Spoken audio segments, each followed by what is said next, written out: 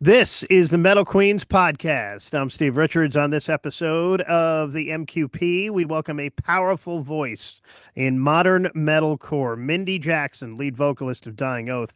The band has just unleashed, and I mean unleashed, their newest EP, Hiraeth, a fierce and emotional release that channels grief, redemption, and hope into 13 minutes, and I mean 13 minutes of raw intensity, with thunderous riffs, searing breakdowns, and Mindy's commanding vocals. Hiraeth showcases not only the band's growth, but also their ability to deeply connect with fans on a personal level.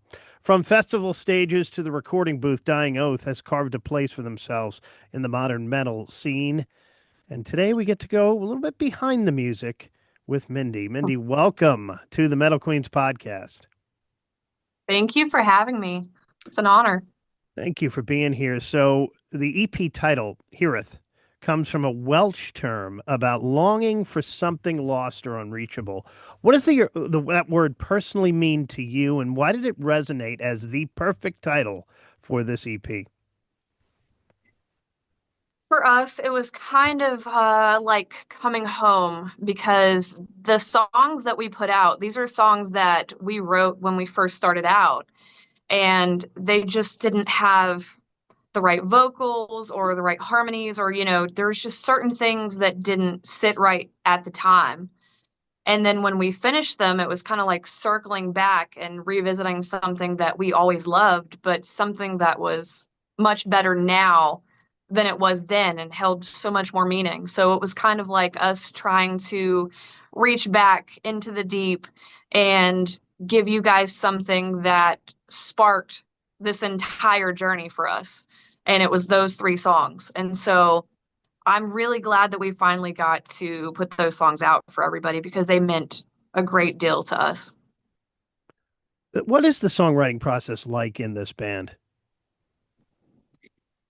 It really depends. There are so many of us that play different instruments and that write lyrics and stuff like that. So usually it'll be sparked by something like we'll hear a riff that we really like and we'll expand on that and try to write around something, or I'll mention something and they'll kind of try to translate that into music, or they'll write an entire song and I'll hear it and be like, okay, well, this reminds me of this type of feeling, and then I'll try to translate that into vocals. So it's just a process all the way around, and it really just depends on who comes up with the start of it. Those three songs actually had started out being in the band before I was even in the band, Mm.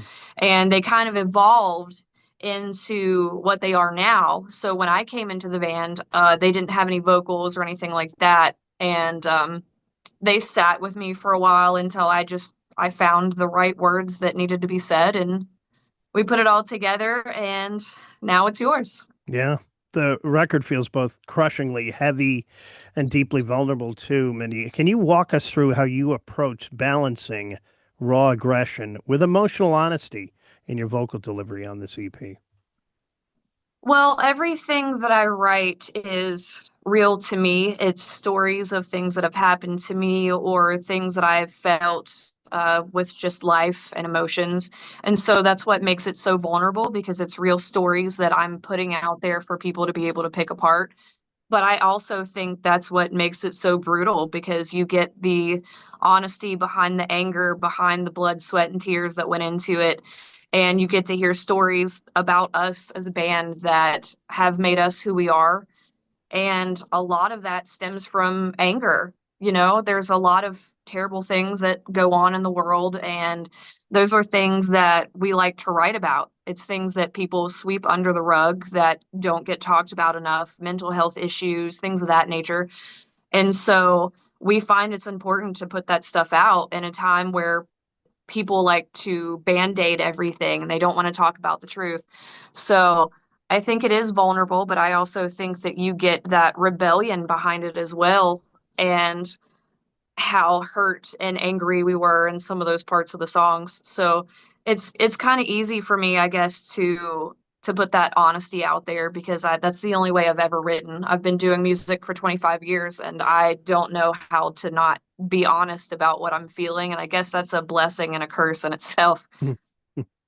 Burn has quickly become a standout track. It hits hard lyrically and sonically. Can you share the story behind that song and what you hope listeners will take away from it too? I think that Burn is one of those songs that's very vague to the listener because it means something different for everybody in the band. And it's just that emotion and that feeling of longing for something. I think that in human nature, we all have that feeling in at one point or the other, whether it's unrequited love or it's losing somebody that you loved or it's wanting to be somewhere or wanting that career that you don't have or whatever it may be. And I think for me, it's just a story of where we started and trying to get where we want to be and that struggle in between and just reaching for it as hard as you can and trying to do everything in your power to get it and just not quite getting there, you know? And I think that's just a human emotion that everybody feels at some point. And I think that's why that song resonates with so many people is because it means something to everybody, but it's usually something different for the listener. So Jamie King is the producer. How did working with Jamie help shape the final sound and emotional weight of this EP? So we kind of had in mind what we wanted things to sound like, the direction we wanted to go, how we wanted it to feel. And Jamie is just such a great producer in the way that he can take anything that you're saying, that you're feeling, that you can put into words and tell him and make it into what you never thought it could be. So in some ways, it's exactly what we wanted and what we thought. But in other ways, he progressed that so much that we thought it was incredible because you hear it one way when it's a demo, you hear it another way when you play it live. Yeah. But when you get that track back from the producer and you hear how big it is and how much that sound fills the air, it's such an incredible feeling. But Jamie is one of the best people that we've ever worked with. We have two producers that we normally work with. That's Jamie King and Exodian Studios. And no matter what we send them, they translate it so perfectly, but make it bigger and better than what we could have ever imagined. You said you've been doing this earlier for 25 years. How did you get into music? Was it in your household and the family, parents? Yeah, actually, I came from a very musical family. Both of my cousins were semi-famous country and bluegrass singers. My aunts were famous gospel singers. My grandmother was a famous bluegrass singer way back in the day, and my mom always wanted to do music, and she was doing music up until she got pregnant with me. And she decided to let all of that go to raise me because that was bigger to her. So when I started getting older and being around my grandmother and listening to my mom sing in the house and doing all these things, it's just something that I grew to love. And the first time I ever did music, I was in church and my mom was singing, and I think I was 3 or 4 years old.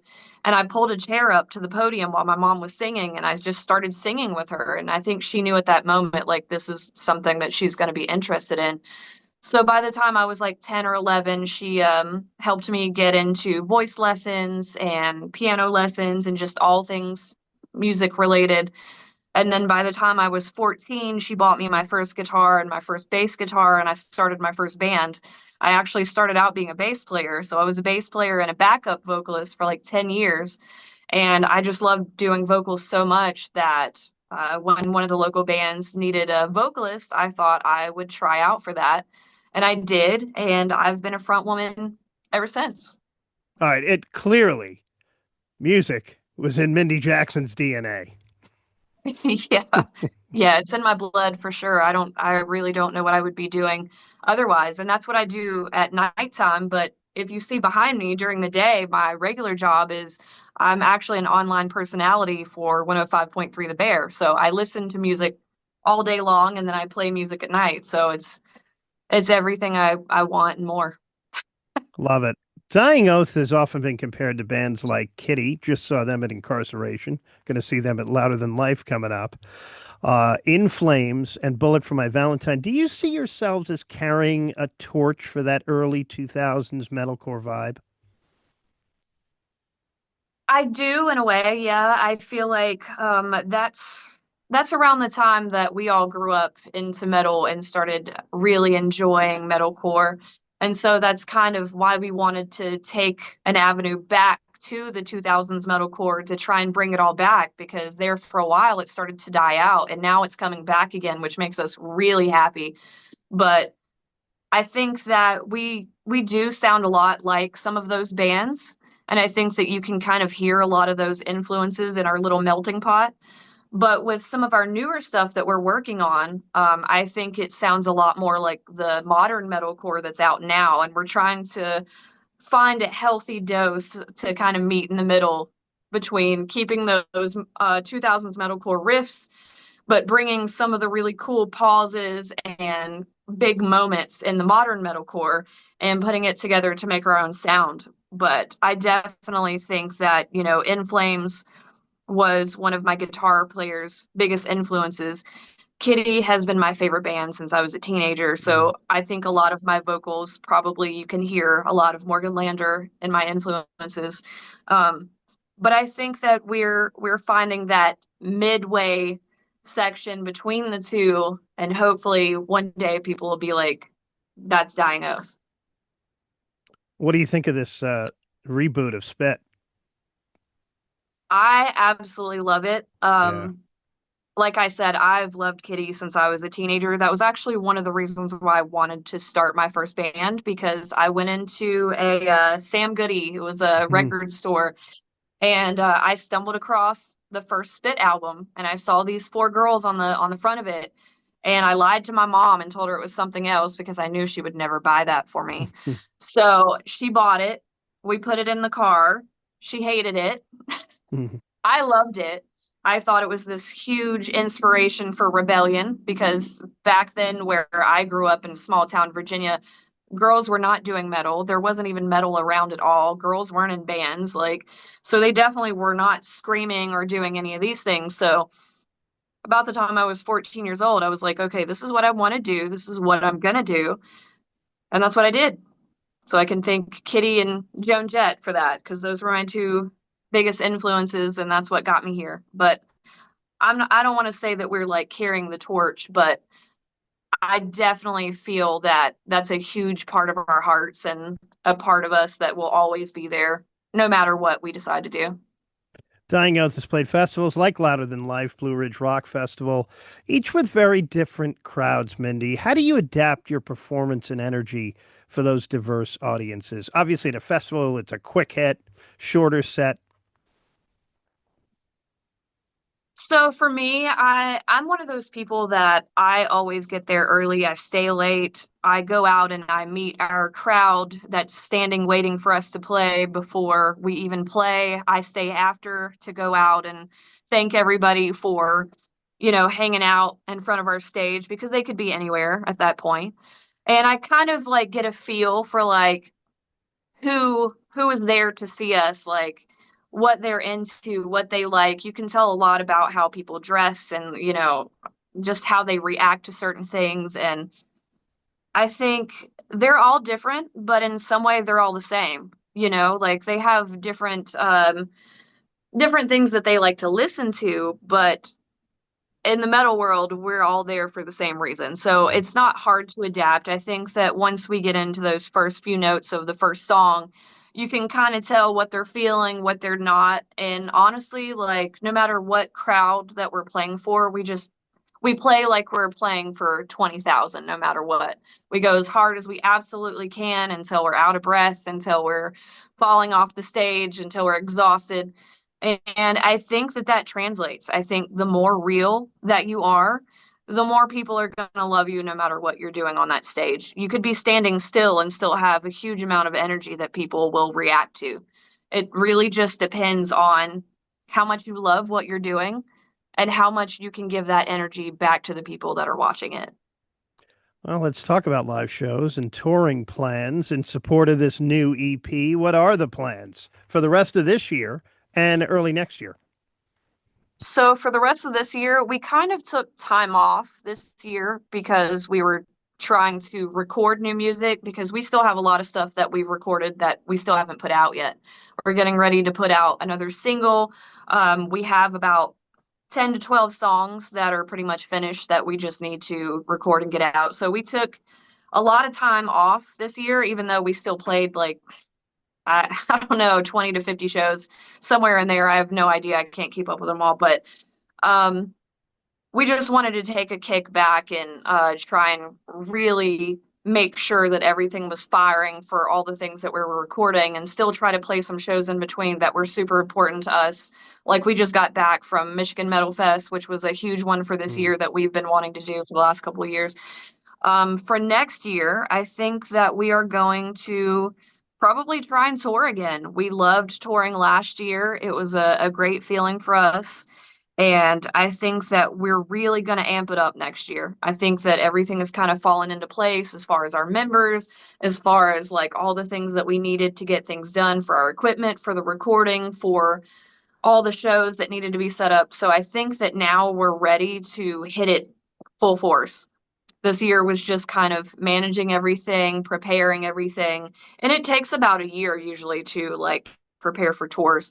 So I think that in the next upcoming months, we'll start planning our dates, and I will make sure that Asheville is one of them. All right. Well, that's good to hear that. I'd love to see you down here in Asheville. As a front woman, Mindy, what's the biggest challenge you've faced, and what's the most rewarding part of carving your own space in the scene? I think in the beginning, the most challenging thing was to have the same respect and for people to really take you seriously. You know, I was just a young kid at the time, so that was a hard thing in the beginning. But I think nowadays, we're treated very equally. And I'm really proud to be a part of a time where we are treated equally as women. You know, people take us just as serious as they do the men, and the men that we're playing with treat us with respect. And that's huge to me. So I think that the thing that hindered us the most is also the most rewarding thing, you know, knowing that we can stand on the stage with some of the guys that we looked up to, knowing that those same guys that we're standing next to on the stage think that we're just as good as they are. And so I think that nowadays we don't have as much to hold us back. There are still some people that are like, I don't like female fronted bands or, you know, whatever the case may be, but there's those same people are probably saying that they don't like certain male fronted bands either. There's just always going to be those people. I don't think it really sets us apart in any way anymore.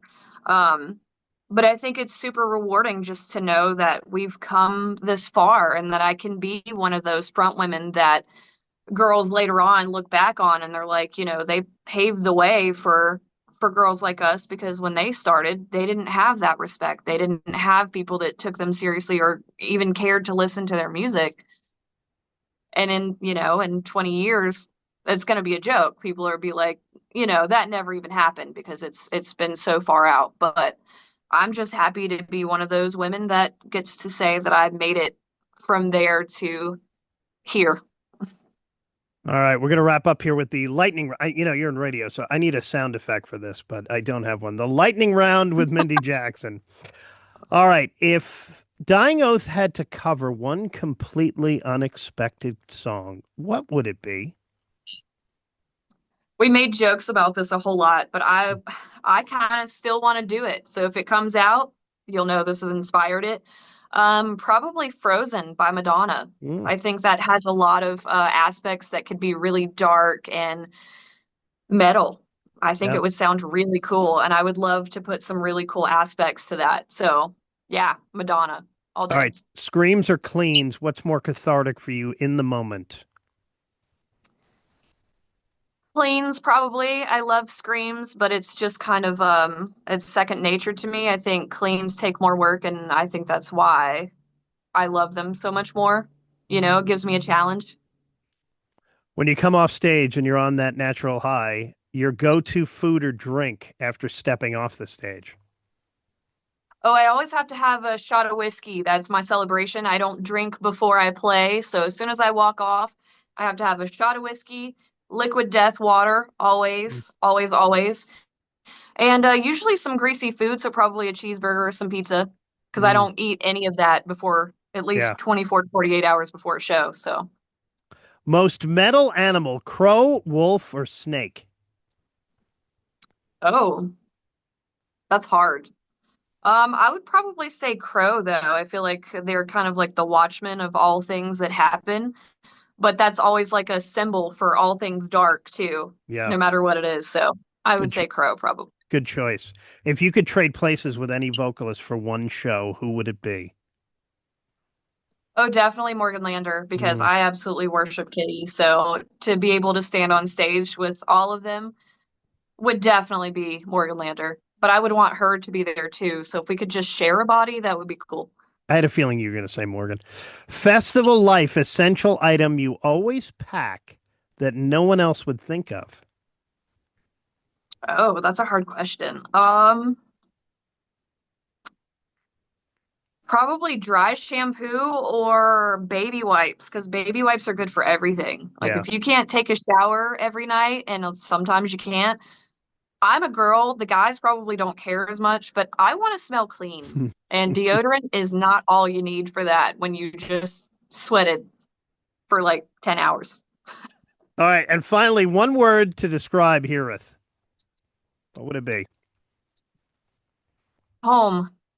Home. I think that when I listen to that, it just makes me remember why I wanted to be in this band the first time I heard it. When I auditioned for this band, I heard these songs and I thought, this feels like home. This is where I belong. This is where I want to be. And I'm not going to give up until they let me front this band. And lucky for me, out of all the vocalists that showed up, they chose me. And I'm forever thankful for that every day. When can viewers and listeners listen to you on the Bear? I'm on Monday through Saturday, 10 a.m. until 3 p.m. And if you download the Monticello Media app, you can listen anywhere you are at any point if you're not in Virginia. Yeah. All right. She's Mindy Jackson of Dying Oath, giving us a powerful look on this episode into the heart behind Hiraeth. The EP is out now on all streaming platforms. Make sure you give it a listen. Crank it up loud for updates, tour dates, and more. Follow Dying Oath on Facebook and Instagram. Mindy, thank you so much for joining me. Thank you for having me. I appreciate your time so much. And thank you all for watching. Rock on. This is the Metal Queens podcast. Thanks for watching. Like it, share it, subscribe to it. I'm Steve Richards.